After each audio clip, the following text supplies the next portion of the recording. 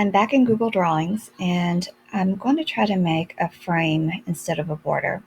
So I'm actually just going to leave this the size that it is. And the other two videos I made black frames or black borders for black and white resources, but I'm going to try something different and make this more of a colored frame.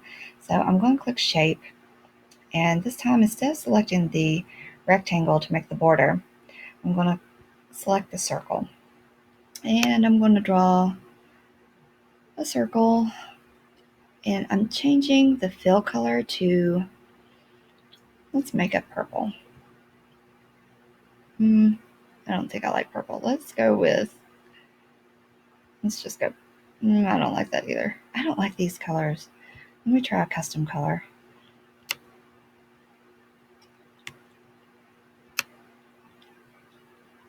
Okay, so I'm going to go with more of an aqua color. And then I don't want this black line around my shape, so I'm going to click on the border color and make it transparent. And then I'm going to hit Control C and Control V to copy it.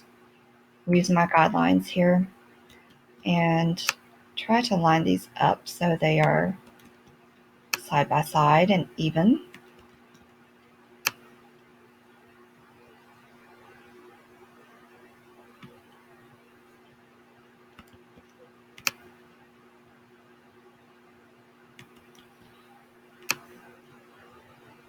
And I might have room for one more circle. Okay. So I've got 1, 2, 3, 4, 5, 6, 7, 8 circles going across.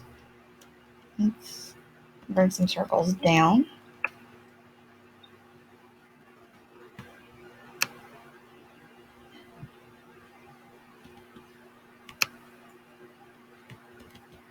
And this one takes a little bit longer. It's definitely a whole lot more shapes, but I think you might like the look of it when I'm finished with it. And I love how Google Drawings has the rec guidelines to help you ensure that everything is even.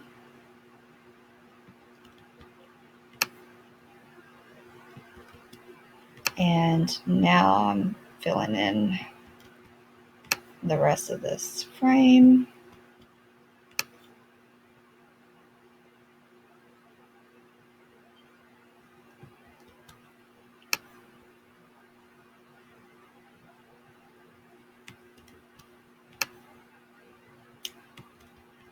And I'm almost done. So there we go. So now that I have that, I'm not too concerned with the fact that I've got this overage because it's going to be transparent and it won't matter. I'm going to go back to the shape tool, click on shape, and this time I'm going to click the rectangle. I'm going to go to the middle of that circle in the top left corner and start drawing my shape. And my goal is to get it right to the middle of the bottom right circle. Let go. And I want this to have a white background this time and no border color, so transparent. And now I have made a scalloped frame.